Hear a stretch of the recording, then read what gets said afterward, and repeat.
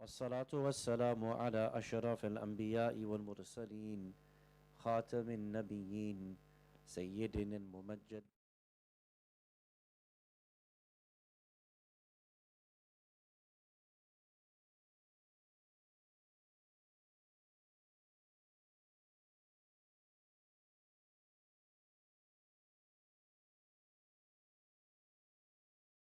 الظالمين من الأولين والآخرين أما بعد فقد قال الله سبحانه وتعالى في كتابه المجيد وقوله الحق بسم الله الرحمن الرحيم يا أيها الذين آمنوا إذا قيل لكم تفسحوا في المجالس فامسحوا يفسح الله لكم وإذا قيل أنشزوا فانشزوا يرفع الله الذين آمنوا منكم والذين أوتوا العلم درجات والله بما تعملون خبير آمنا بالله صدق الله العلي العظيم صلوا على محمد وآل محمد اللهم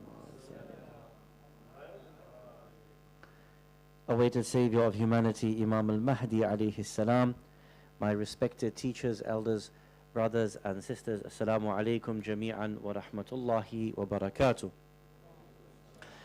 Our occasion and our series is to commemorate the martyrdom anniversary of Her Eminence Lady Fatimiyyah az-Zahra salawatullah wa salamuhu alayha.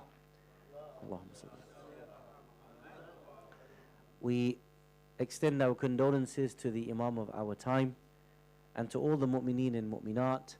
We ask Allah subhanahu wa ta'ala to grant us her ziyarah fi dunya wal akhirah, her intercession fi dunya wal akhirah, and that whatever hajat we have, Ya Allah, accept them tonight bi haqqi Fatima alayha salam.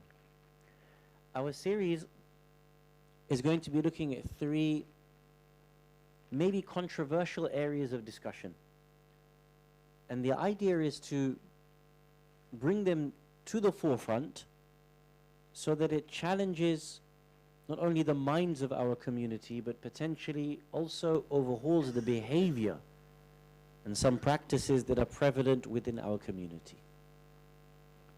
The three topics, just by their very titles and themes, should give us that flavor that there are certain challenges within our community that need to be urgently addressed, and that our communities need to face up to some of these challenges, and that by virtue of raising the topics, it cannot be that the pulpit does the business of challenging these topics and then this is the end of the matter. It needs that the community itself rallies around the topics, has the strength to be able to discuss the topics, and from within family units to be able to address the topics as per the requirements of the Sharia and the akhlaq that is placed upon us by the holy Ahlul Bayt alayhimus salam. What are the three topics that we will discover tonight, inshaAllah, tomorrow, and on Saturday night? Tonight, we're going to talk about a very famous ayah of the Quran, which is famously termed as the wife-beating verse. The verse that apparently gives permission for a husband to be able to hit his wife in order to be able to discipline her if she practices some disobedience towards him. The second topic will be the topic of diya, the compensation that is explicitly mentioned in the ahadith and by our maraja al-kiram in the event of a person, a family member, a husband or a wife, God forbid, hitting the other one. Or even worse still, if one of them or both of them choose to abort their child for whatever reason, what is the diya that needs to be paid either to the husband or the wife in the event that one of them has been struck, or in the event that some harm has come to the child, or striking upon the child, or worse still, if purposeful miscarriage takes place of the fetus.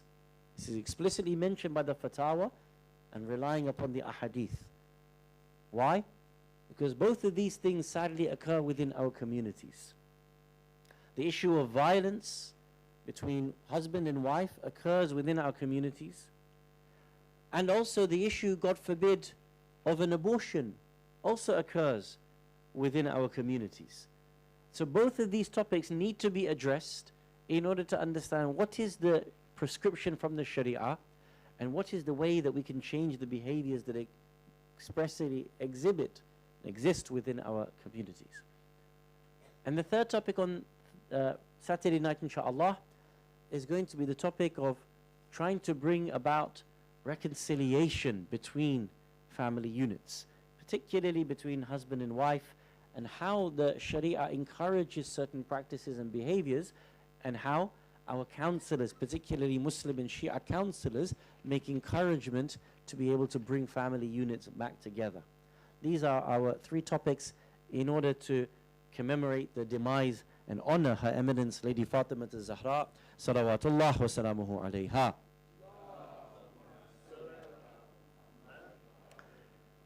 The first topic tonight, inshallah, is to deal with the issue of nushuz, what is known as if and when disobedience comes about from one partner to the other.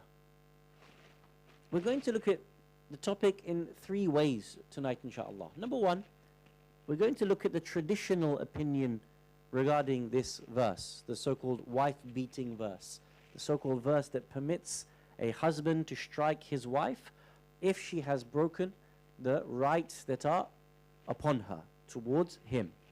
We'll look at the traditional view. Then we will look at a very non-traditional view from amongst the Maraja al-Kiram.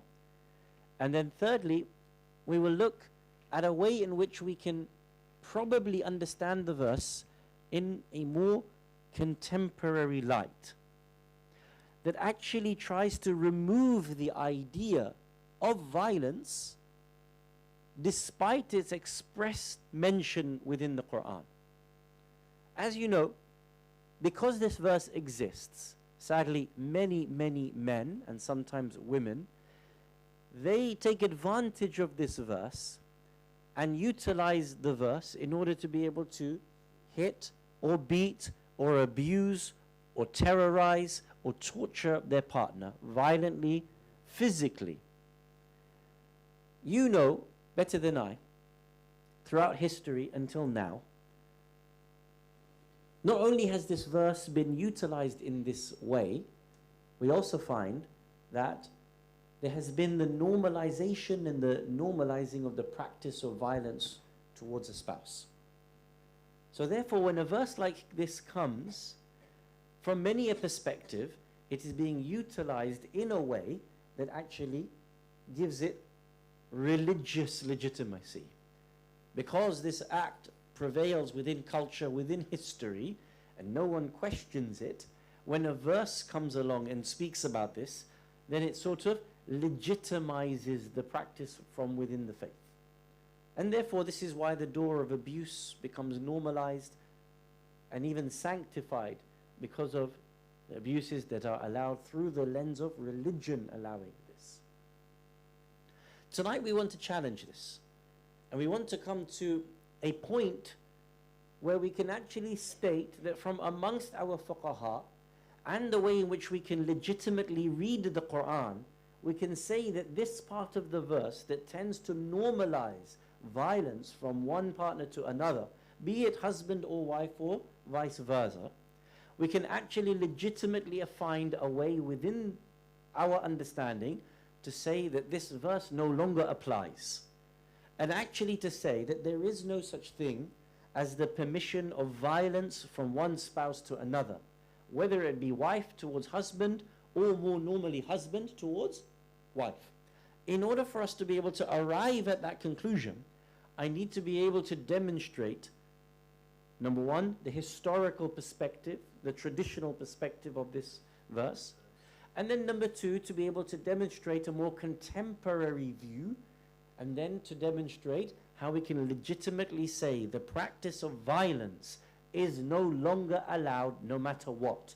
No matter how you use an ayah of the Quran or a hadith of the Ahlul Bayt alayhimus salam to justify this within the family unit, particularly from husband to wife. The first thing we need to do is to start with the idea of nushuz. Nushuz is the term that is used when a husband or a wife breaks the rights that is upon them and is no longer obedient towards those rights that their partner hold over the other. Open your Qur'ans to chapter number 58, Surah Al-Mujadala, verse number 11. The word nushuz is mentioned, and the meaning of the word nushuz has a particular meaning to it. Does not mean to disobey. The word nushuz from the Arabic perspective means to be raised above the other, or to raise yourself above the other. Meaning that a person who has a right over the other, or there is supposed to be equitable rights between two people, between a husband and wife, or between anyone, business partner and business partner, when there is equity between these two, when a person flaunts that, breaks that, and raises themselves above the other, then this in the Arabic language is called nushuz. Loosely, we term this as disobedience, breaking the ita'ah, the obedience that is owed to the other. Have a look at the ayah. Bismillahir Rahmanir Rahim. يا أيها الذين آمنوا إذا قيل لكم تفسحوا في المجالس فافسحوا يفسح الله لكم. O you who believe, when it is said to you, make room in your assemblies, then make ample room. Allah will give you ample. Now, وإذا قيل انشزوا فانشزوا يرفع الله الذين آمنوا منكم.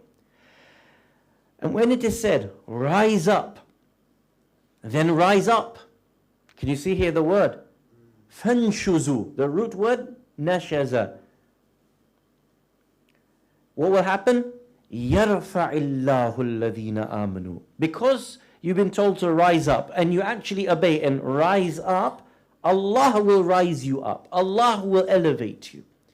Nushuz in the Arabic language means to raise. But in the context of what we're talking about, famously, when we say there is nushuz, there is disobedience, or breaking the rights of one party to another, it means that you think that you are better, you have raised yourself above the huquq that is owed to the other partner.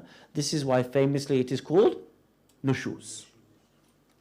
In the Quran, nushuz is famously from the wife towards the husband, that she breaks the duties that are upon the husband, and therefore the husband has a series of ways to be able to discipline her, the last of which is famously that you can hit her. Open your Qur'ans, and I want you to see that in the Qur'an there are more ways than simply one when it comes to the notion of nushuz. People think that nushuz is simply a woman disobeying a man, or the wife disobeying the husband, and therefore he has the right to be able to discipline her in this way. Actually, in the Quran, there are 3 avenues of nushuz. Open your Qurans to chapter number 4, verse 34. Surah An-Nisa, verse number 34. This is the famous one.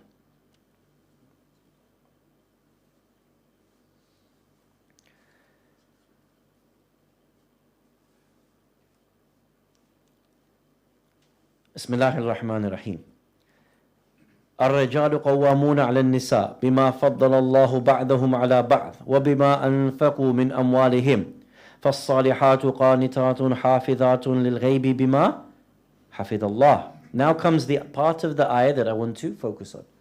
That the idea of a woman being disobedient to her husband. واللاتي تخافون فشوزهن فعظوهن واهجروهن في المضاجع واضربوهن. As to those whom you fear nushuz, disobedience, this is addressing a man. As to those of your wives that you fear disobedience, breaking of the sharia duties that she is responsible for. وَاللَّاتِي تَخَافُونَ فُشُوزَهُنَّ. What should you do? فَعِذُوهُنَّ. Admonish them. Admonish your wife. وَحْجُرُوهُنَّ. Leave them alone. Separate from your sleeping places from them. وَضْرِبُوهُنَّ. And beat them. So, according to the apparent meaning, in order, these are the three different ways that a person has to deal with disobedience from the husband. Sorry, from the wife towards the husband. Okay. Did you know that nushuz in the Quran is not one-sided? Did you know that it's not only Allah subhanahu wa ta'ala talks about that a wife can disobey her husband, but also that her husband can disobey the wife. Open your Qur'ans, same surah, verse 128.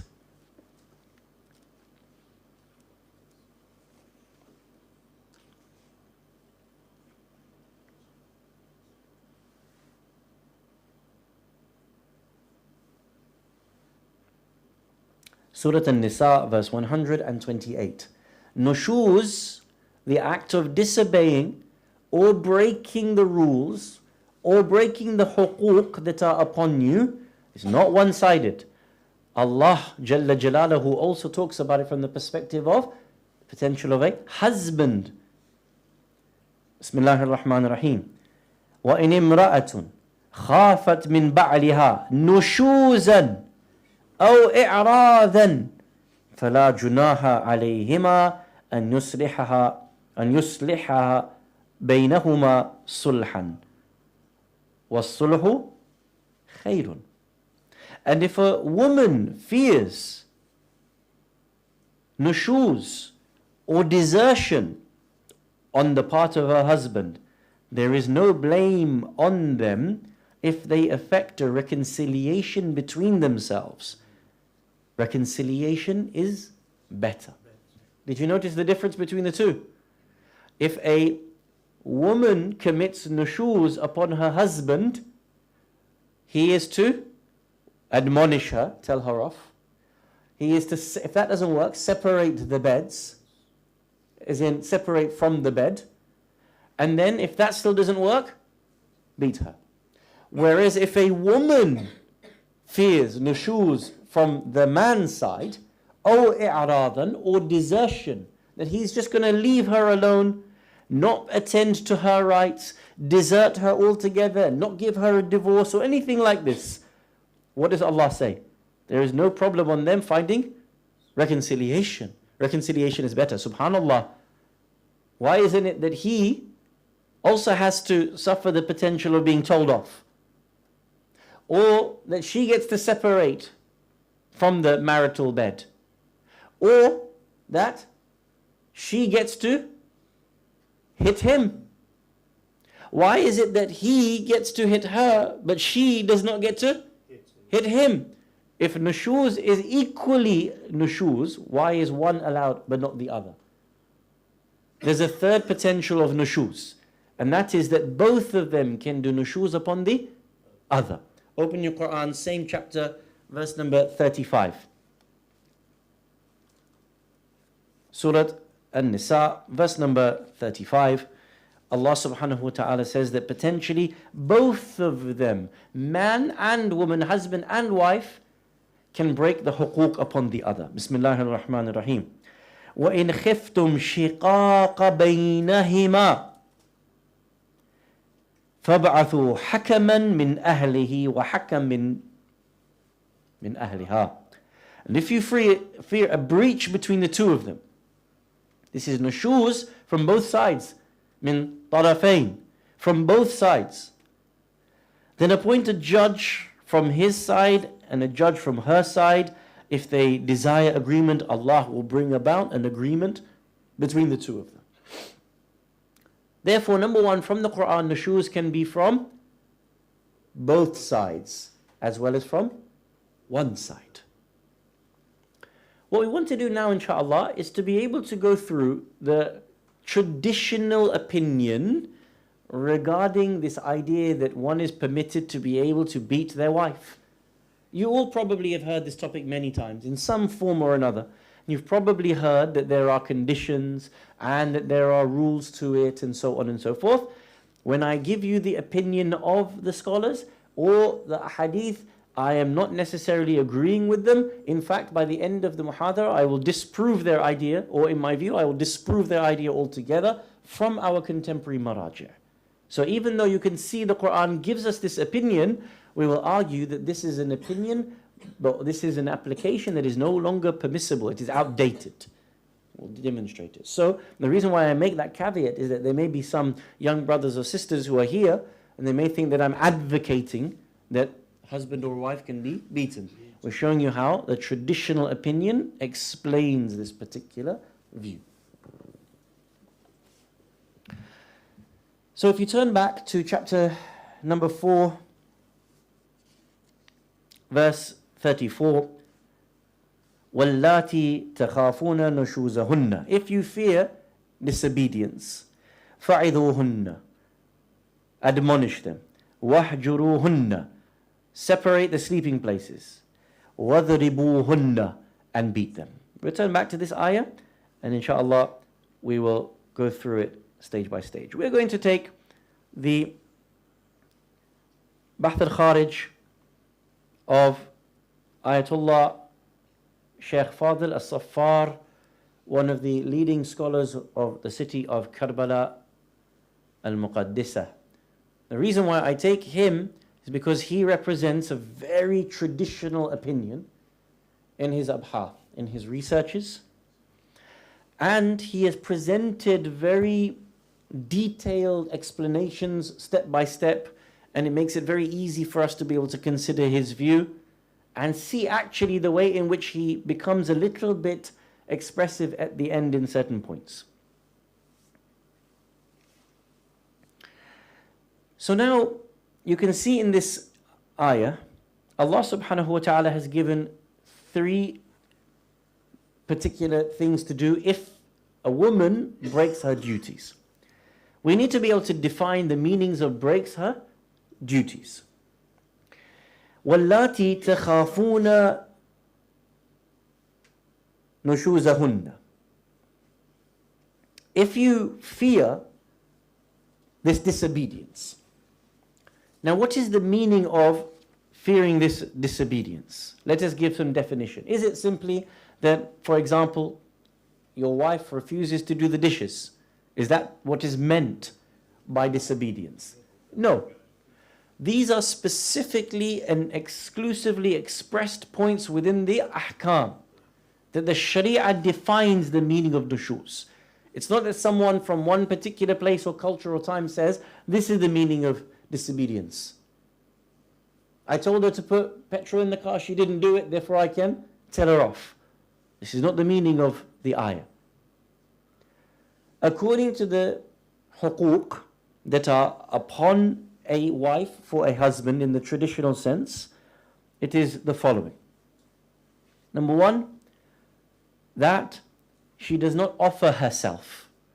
Because there are youth amongst us, I will not go any further. Everybody who is baligh and above understands what is being meant.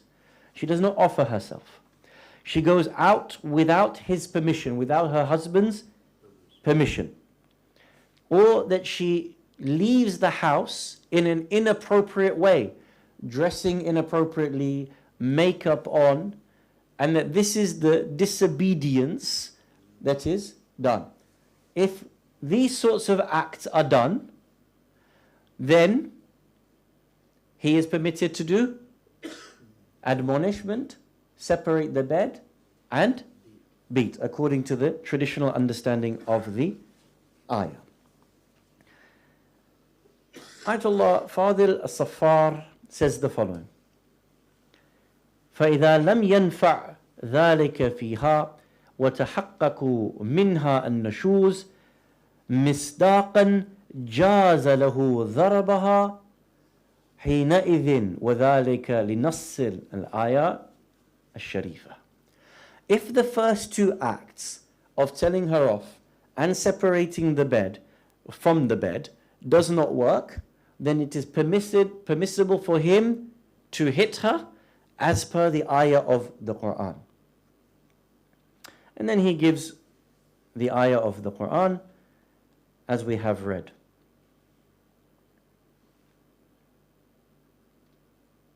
Then he makes a statement. He said the only way a person can actually hit her, again, I'm not approving of this view, I'm giving you his opinion.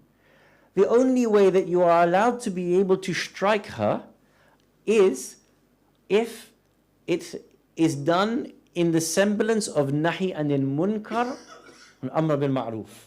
You cannot do it because of anything outside of this cause. If it is done for yourself as a means of pleasure or a means of harm or a means of abuse or a means of exploitation, then this would become haram shar'an. The only way you are allowed to do this, according to his view, is with amr bil ma'ruf wa nahi anil munkar.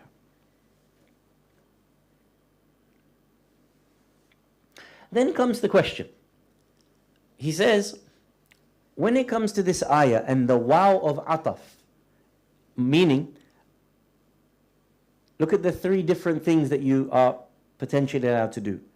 وَاللَّاتِي تَخَافُونَ نُشُوزَهُنَّ فَعِذُوهُنَّ وَاهْجُرُوهُنَّ وَاضْرِبُوهُنَّ. And do this, and do this. He asks the question, is it that this wow gives a sequence, or is it that you can do one ahead of the other or two ahead of the other?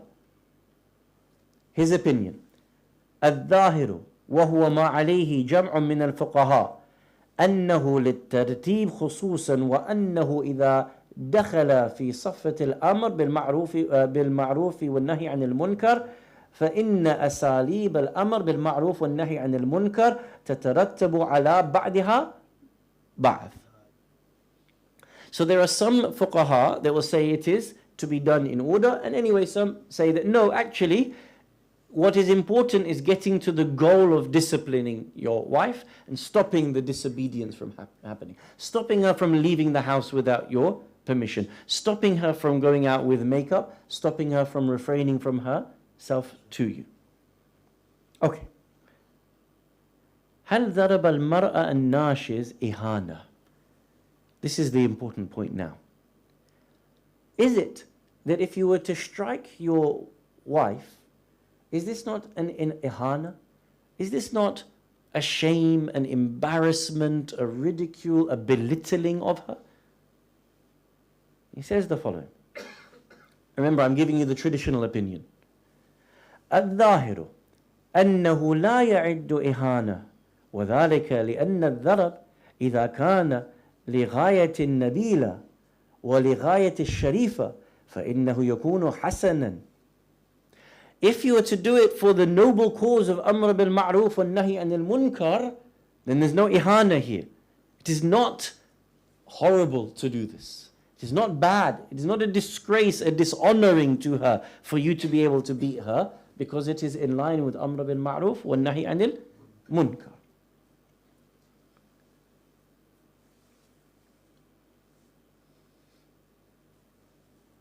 He says, the goal of this, إعادتها إلى طاعة. The goal of this is to return her back to obedience. So therefore it's not a bad thing for you to do this. ولذا يكون حسنا هذا أولا. وثانيا أن الزوجة بخروجها عن الطاعة الزوج تكون قد تمردت على حقوقه فيحق له استرداد هذه الحقوق. Secondly, you're actually returning your right. So because she disobeyed you, it's returning your right to be able to strike her. وثالثا أن الضرب خير من التنازع والتخاصم والمراجعة إلى المحاكم. And thirdly, in his view, that to beat your wife is actually better than having an argument with her, or her going to the courts and actually getting a judgment on the matter. Keeping it in-house is better than actually going to the legal aid or the Hakim of the time. In his view, he actually says, and I won't quote the whole detail, but he says that hitting your wife is no different to hitting your child. Sometimes you have to discipline your child. Sometimes the teacher has to discipline the student, and therefore in the same vein, it is just like that when you hit your wife. This is the opinion of Ayatollah Sheikh Fadil As-Saffar. Then comes the typical view about what is permitted and what is not permitted. And you've probably heard that what is permitted and not permitted is that if you hit her, you should be doing it with something like a miswak. This is a hadith from Imam al-Baqir alayhi salam.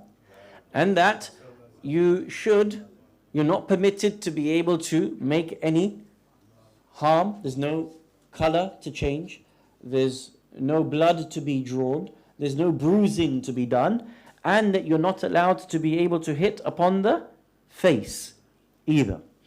Hadith comes to us from the Holy Prophet Muhammad al-Mustafa sallallahu alayhi wa alihi wa sallam.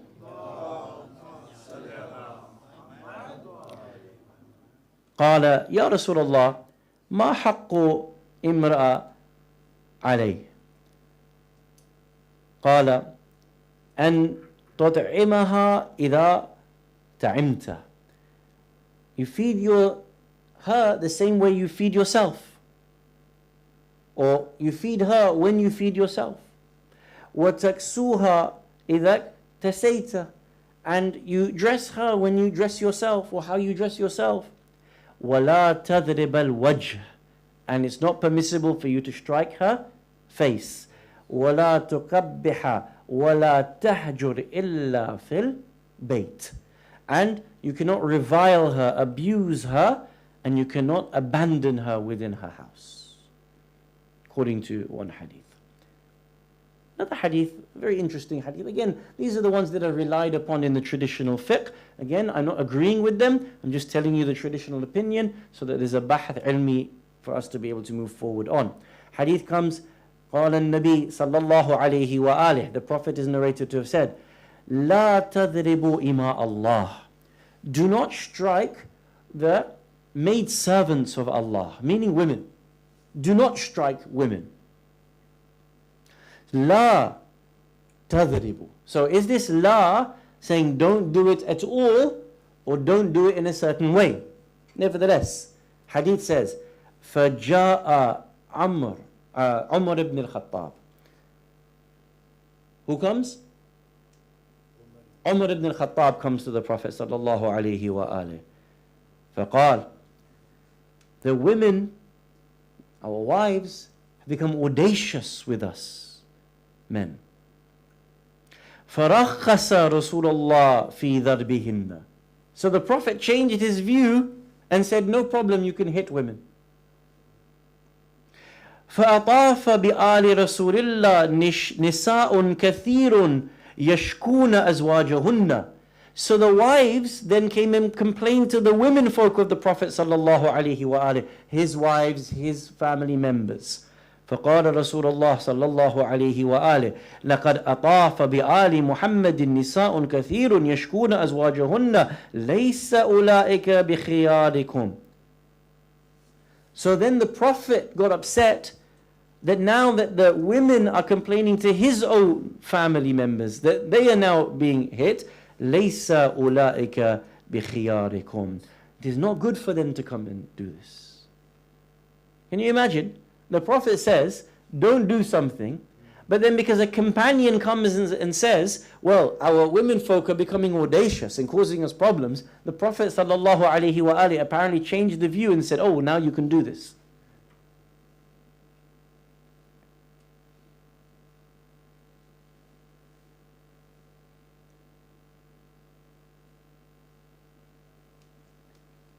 So these are the sorts of narrations that are mentioned by the traditional opinion.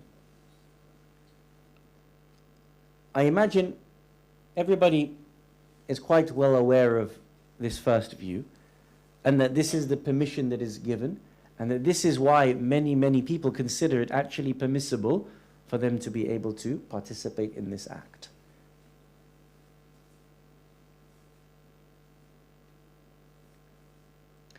Now,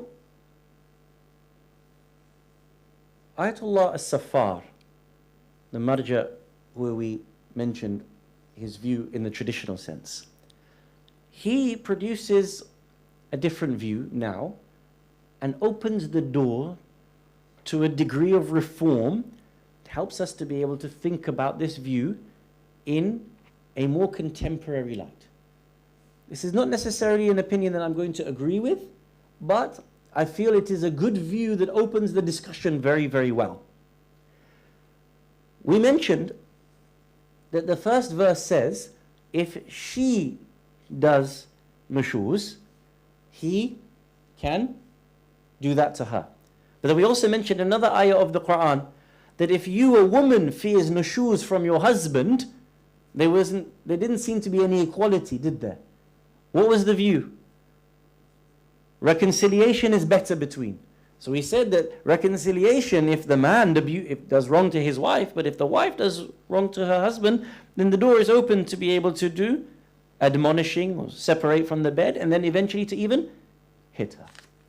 Here, Ayatollah Safar raises another view and says, actually, there is view to consider it is permissible for the wife to also beat her husband if the husband breaks the duties that are upon him. Now I've got your attention. Did you know this? Did you know this opinion exists amongst our marajih? Now again, because I'm not condoning violence, I'm just showing you how the mas'ala is expanding here. So you will say, well, what are the duties upon the husband? The duties upon the husband are relative to his position as the head of the household. And you know that the head of the household has all those particular duties. He has to make sure, wajib nafaqah, in all the areas of holding and upkeep and maintenance of her and of the family, he is duty bound according to her level of requirements. And he is also duty bound to be able to approach her and make sure that he is available for her. If in the instance that he breaks this, the traditional view is what? She has to go to the hakim. She goes to the hakim and says, my husband is not upholding my rights. And the hakim has to force the man to be able to give the rights. Actually, there is space to say from amongst our marajih, no, she has the same rights. She gets to be able to advise and tell him off. She gets to leave the bed and separate the beds to teach him a lesson. And she also has the right to be able to hit him. This is from amongst the opinion from our contemporary marajih. I will read to you from the bahth of Ayatollah as-Saffar. Nushuz az-zawj an az-zawjah. So now it's the other way around. إذن كما يكون النشوز من طرف الزوجة قد يكون من طرف الزوج أيضا. It's also possible from the other side for a man to break the duties that are upon him.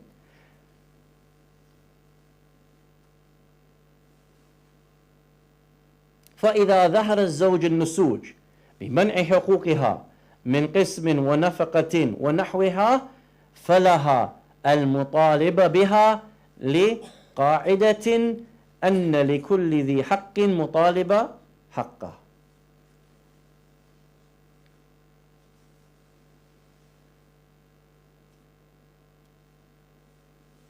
Now comes the interesting part. He asks the question, وهل للزوجة أن تهجر زوجها في مضجع أو تضربه أم لا؟ هناك قولان. Is it permissible for her to do the same three acts upon the husband? Here there are two opinions.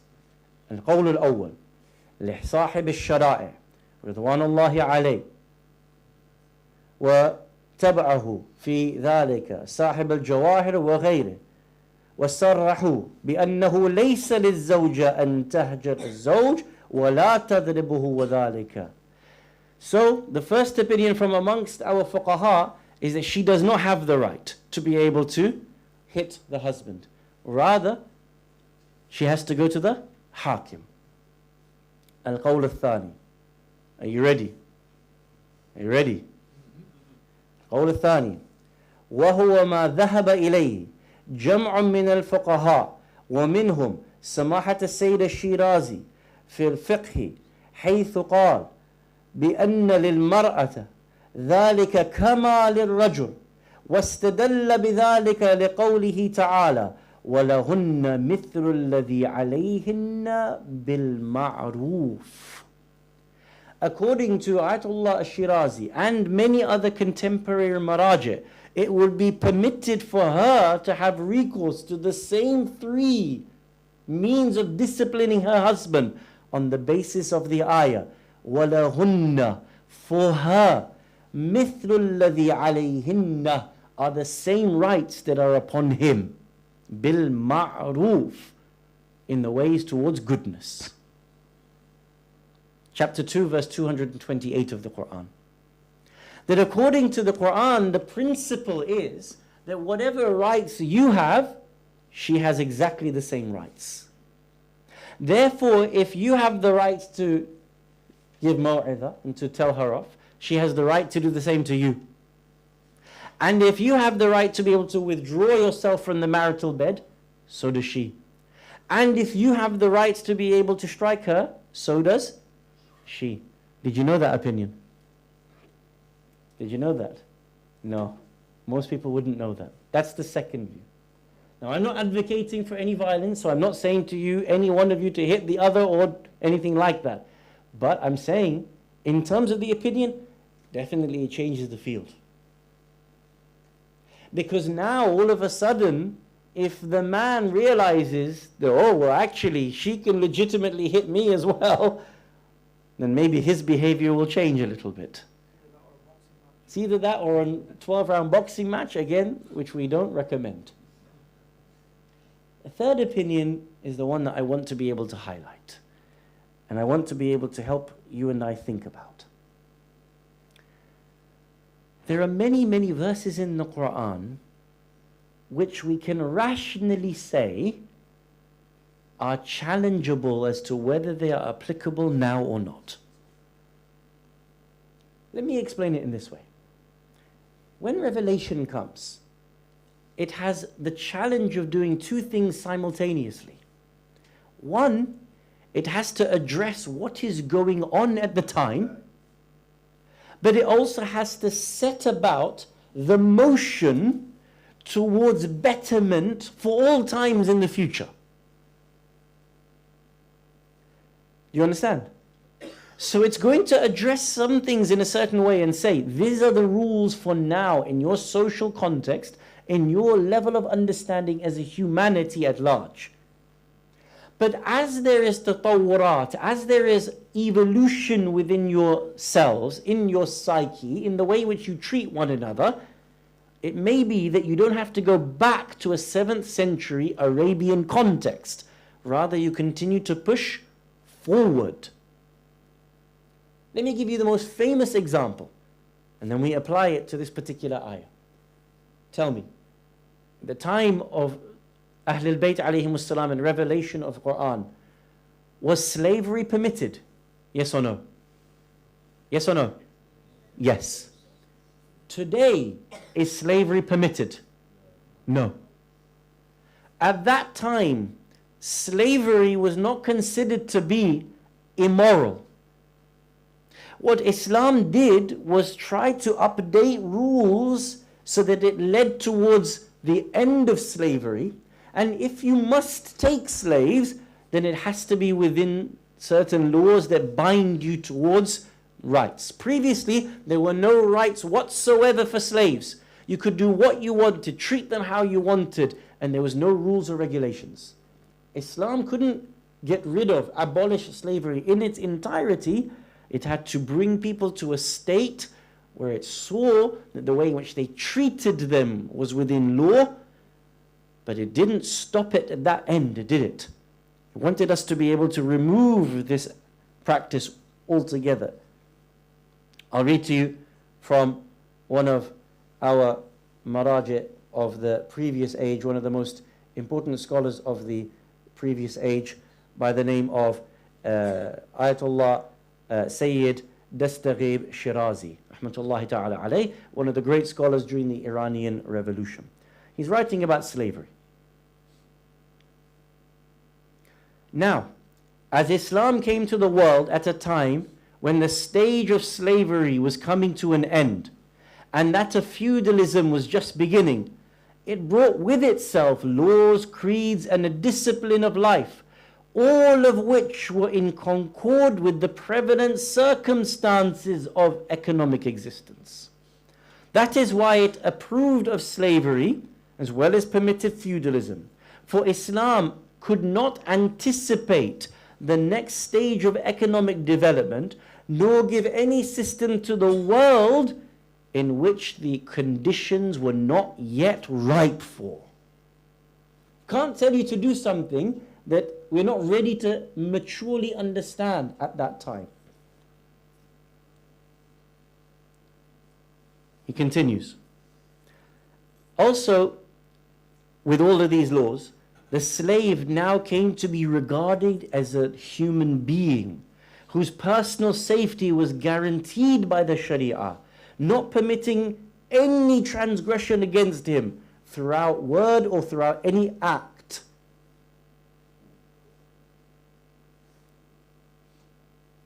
As to the ever-changing conditions of life, Islam is content with laying down some general principles for them so as to outline their future course of development. As the world begins to progress and change, Islam has already considered these changes and then allows you to be able to update the laws accordingly as those changes manifest themselves. This is precisely what it did with respect to the problem of slavery. It laid down a sound basis for the freeing of slaves, or by the ransoming them,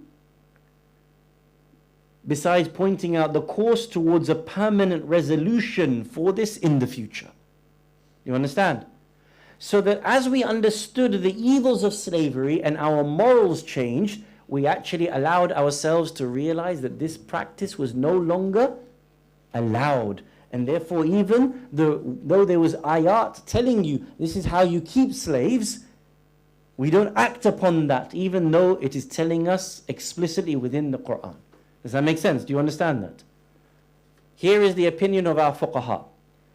Reading to you from a book called Slavery and Islam. The author is a brilliant scholar, Jonathan Brown, who is a scholar, a convert to Islam, living in the United States of America. I'm reading to you from page 220. What is the opinion of our Shia fuqaha? Because obviously he brings the history of issues. Amongst our top scholars, Ayatollah Muhsin Kadivar, he says, I'm quoting, although he does not fit entirely into the category of progressive Muslims, the reformist Iranian theologian Ayatollah Muhsin Kadivar provides one of the most comprehensive treatments of the moral challenge of slavery and Islam in the modern world. Indeed, his relatively short piece on the subject manages to draw on every approach dealt with in this chapter except the radical Quranic abolitionism of Ahmad Khan. Kadivar acknowledges that the exhortation to slaves and to treat them well certainly lays the groundwork for concluding that slavery was not meant to be permitted in Islam. But rather than relying on vague aspirational thinking to abolish slavery, Kadivar turns to the method of Islamic juristic reasoning known as naskh aqli, abrogation by reason. That we can abrogate a verse of the Quran. We can say that the verse no longer applies to us, not because Allah tells us, not because the Prophet tells us, not because the Imam tells us, aqli, rationally, we can say that this is no longer moral and we no longer apply this verse even though the verse is actually telling us we can potentially do something. Kadivar turns to the method of juristic reason known as abrogation by naskh, by aql, to provide the ultimate justification for concluding that slavery is no longer permissible according to Islam. Tell me something. Is there anyone here that would disagree? We don't have an explicit statement from the Prophet who says slavery is haram. But we knew that we were working towards that. And we know today that it's immoral to do it. We can do naskh of the ayah aqliyan. Rationally and morally, we say it doesn't apply anymore. I'm now raising this as a methodology to understand this part of the ayah of nushuz. A person says, I can hit my wife, or on the other side, I can hit my husband, as a means of discipline, as a means to be able to get them to obey me, because the ayah says so. We have the traditional view, which we mentioned by Ayatollah Fadil as-Safar. He gives his explanation. You're treating your wife like you would your kid, he says. The view of Ayatollah Sadiq Shirazi, what does he say? Well, the huquq are equal. Therefore, if you're allowed to hit your wife is also allowed to hit you. View number 2. View number 3, I am presenting to you. If we all agree that it is morally bankrupt to be able to do what? To take a slave. Why? Because of nushuz aqli. Is it possible for us to be able to apply nushuz aqli to this part of the ayah as well? To say that to be able to hit someone to get them to obey you, to beat your wife or to beat your husband in order for them to be able to obey you, is morally bankrupt. And rationally we can say that we are no longer in a space where we can apply this act today, and that this is something that is old, this is no longer part of the morals that we have within our civilization, then we can actually state legitimately that the Quran was bringing around regulations at that time, but it sought us to be able to progress past those practices in order for us to be able to reach a state where we don't need to exact violence upon the other in order to be able to bring about a positive marital relationship. These are the three views that I wanted to present to you tonight in honor of discussing Her Eminence Lady Fatimah al-Zahra salawatullah wa salamuhu alayha. You don't have to agree or disagree to any of the views. This is a bahth ilmi. This is an academic discussion for you and I to understand the views that exist out there. But I am encouraging us. We have a problem within our communities. We have a problem within our societies. And it remains until tonight. That there is much violence, especially from the husband towards the wife. Yes, it can happen on the other way around, but in our communities, how many a time we have to deal with this problem. And many a time they go back to this ayah or to this hadith to be able to legitimize it. Whereas actually if we raised the idea that this is not what the Quran intended, this was to bring about laws at that time in order to stop rampant violence, to regulated violence, and then to bring us away from regulated violence to no violence altogether. In the same way we understand this development through the eyes of the issue of slavery, we can also understand this issue from the perspective of nushuz as well. I want you to imagine Lady Fatima salamullahi alayha lying down in her bedroom, and her telling Lady Fidda salamullahi alayha that I am going to recite Quran, and if you do not hear me reciting the Quran any longer, know that I have passed away from this world. I want you to imagine at this moment that voice beginning to tremble and stop reciting, and Lady Fidda salamullahi alayha hearing the voice of her Lady Fatima giving out. I want you to imagine that Lady Fatima alayha salam dies alone in her bedroom. I want you to imagine that there was no one else around her, at least with the Prophet.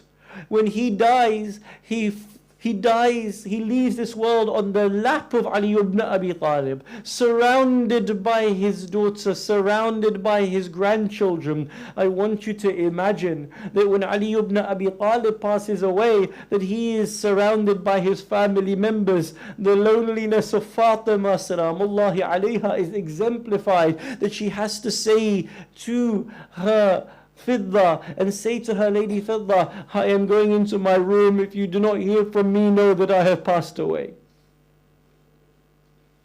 And then I want you to imagine Imams Hassan and Hussein returning home from Masjid al-Nabawi, and they turn towards Lady Fidda and they say to her, where is our mother? And she says she has gone into her room. I think she is resting. This is how much Lady Fidda wanted to protect Imams Hassan and Hussein. She wanted to break the news carefully to Imams Hassan and Hussein. She didn't just want to say that your mother has passed away from this world. She has to say to them, no, that your mother told me she's going into the room to recite Quran. Maybe she is taking some rest. I now want you to imagine that Imams Hassan and Hussein enter into that room and they do not find that their mother is breathing, that they come to her, that they see that her eyes are still open, that there is no breath in her chest, there is no breath coming out of her mouth. Can you imagine the response from these young Imams Hassan and Hussein? And then I want you to imagine that the same way in which Fidda wanted to protect Imams Hassan and Hussein, can you imagine when Ali ibn Abi Talib comes home, how much Imams Hassan and Hussein must have wanted to protect their father from the news? How do you tell your father that their mother, that her wife has left this world in such a way? ألا لعنة الله على القوم الظالمين وسيعلم الذين ظلموا أي منقلب ينقلبون إنا لله وإنا إليه راجعون. Please raise your hands, join me in dua.